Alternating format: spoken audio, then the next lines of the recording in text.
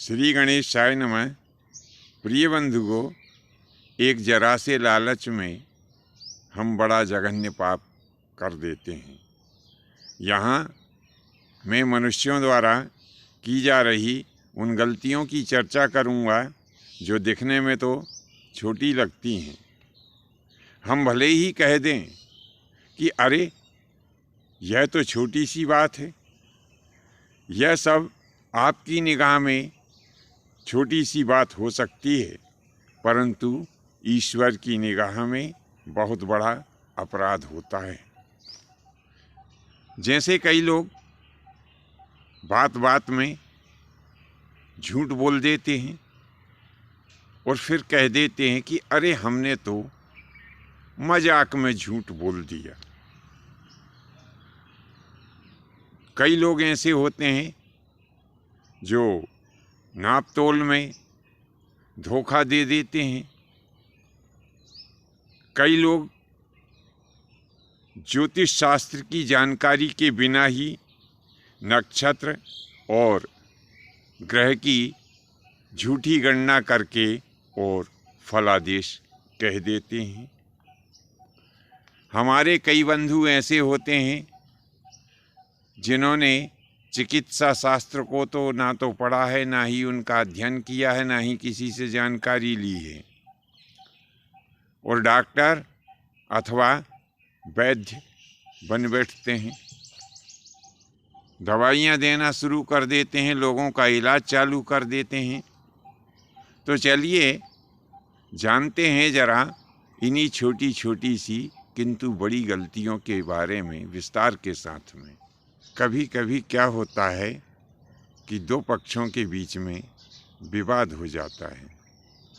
तब एक पक्ष आकर के हमारे पास में झूठी गवाही देने के लिए अनुरोध करता है। वह पक्ष हमें नाना प्रकार के प्रलोभन देता है, धन आदि का लालच देता है। तब ऐसी स्थिति में कई लोग ऐसे होते हैं कि जो उस लालच में आ जाते हैं और झूठी गवाही दे देते हैं। अब आप विचार करिए कि जिस भी पक्ष के विपक्ष में हमने झूठी गवाही दी है, उसके परिवार के लोग आपको कितनी बद्दुआ देंगे, और उनके मुख से निकली हुई बद्दुआ निश्चित ही आपको नष्ट कर देगी। तो झूठी गवाही देना एक बहुत बड़ा पाप होता है।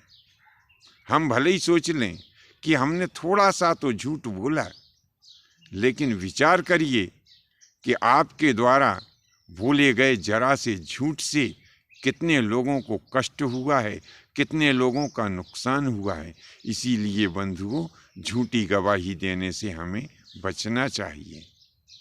अब कई लोग ऐसे होते हैं जो नाप तोल में गड़बड़ी कर देते हैं। विचार करते हैं कि जरा सी तो गड़बड़ी कर रहा हूँ, कौन देख रहा है।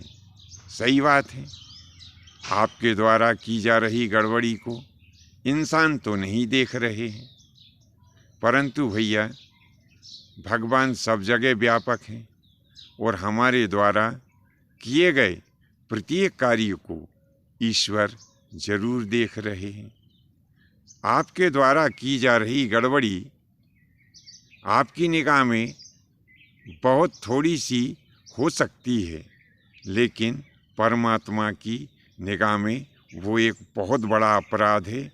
और यदि आप नाप तोल में कोई गड़बड़ी करते हैं तो उसका एक दिन दंड भगवान के यहाँ जाने के बाद आपको जरूर मिलेगा।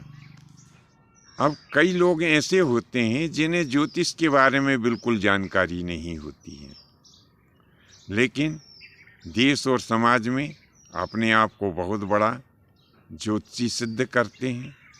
लोग बाग इनके पास में फलादेश जानने के लिए आते हैं। तब ये अपने मन से कुछ भी आड़ा टेढ़ा फलादेश बना करके और लोगों को बता देते हैं तथा जन समुदाय को ठगते फिरते हैं।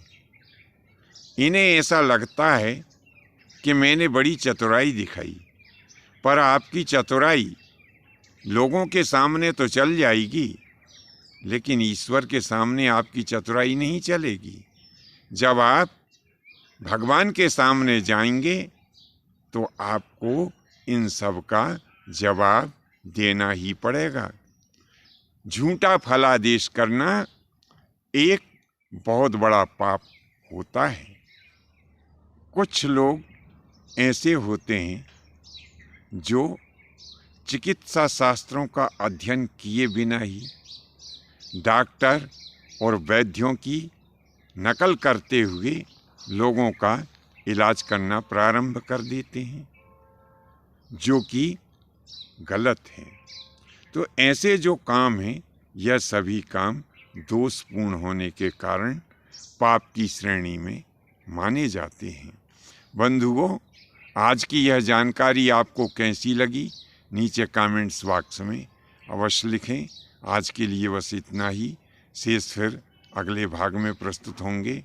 आज्ञा दीजिए। धन्यवाद। जय माता की, जय परशुराम जी की।